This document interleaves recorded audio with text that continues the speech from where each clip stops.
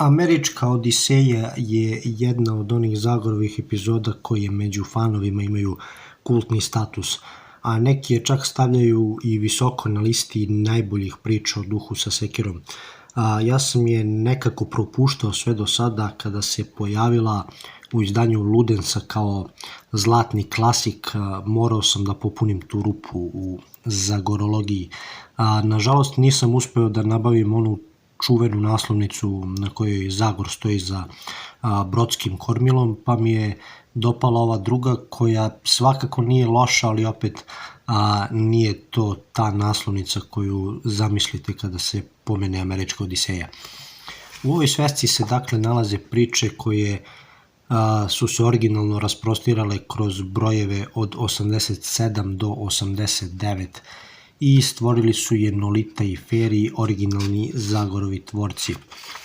Na početku priče Zagor i Čiko stižu u gradić Medow, odgovarajući tako na poziv gradonačelnika Rotmana koji moli Zagora da prati ekspediciju izvesnog Benningtona, bogatog osobenjaka iz Bostona. Bennington se namerio da krene rečnim brodom na sever ka neistraženim zemljama u nameri da tako doživi avanture koje će moći da speva u ep koji bi se zvao Američka Odiseja. Međutim, gradonačelnik Rotman je zabrinut za njegovu bezbednost i za bezbednost ekspedicije, jer su krajevi u koje su se zaputili prilično ozloglašeni.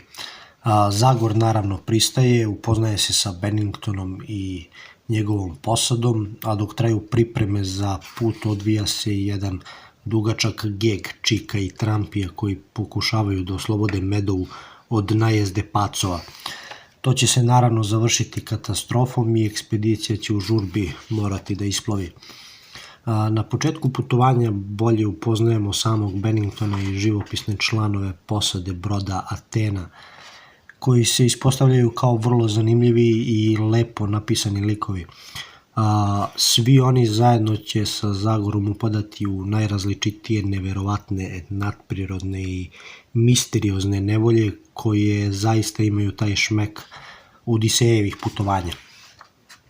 Prvo što moram da napomenem je da mi se Američka Odiseja svidela i da mi je jako žao što nisam na nju naleteo kao dete, jer bi mi sigurno bila još bolja i zabavnija.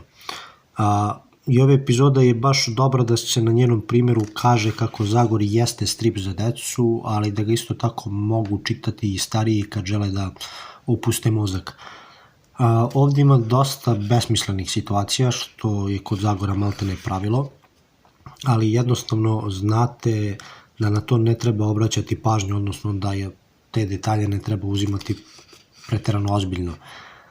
Kada sam već pomenuo da Zagor jeste za decu, moram da kažem da mi nedostaje to neko vreme kada deca nisu stavljena pod stakleno zvono i kada im se bez problema moglo u ruke da se da ovakav strip, ovakva jedna priča, iako je obojen dozom naivnosti, ima popriličan broj brutalnosti u sebi, brutalnih scena.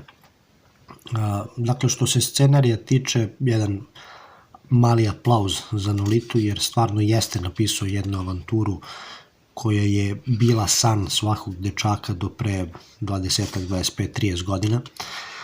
Međutim, nisam siguran da bih Američku Odiseju rangirao kao neku epizodu za vrh top liste najboljih u serijalu.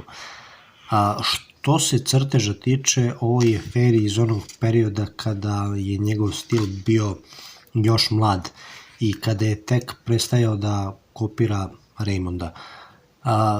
Još uvek nije brzo, nije bio toliko brzoplet i njegovi najveći crtački nedostaci ovde nisu toliko očigledni.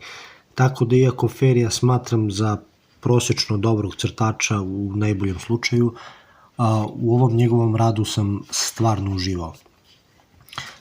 Verujem da je dosta vas čitalo Američku Odiseju, pa mi vaše mišljenje pišite u komentarima. Do nekog sledećeg puta, pozdrav!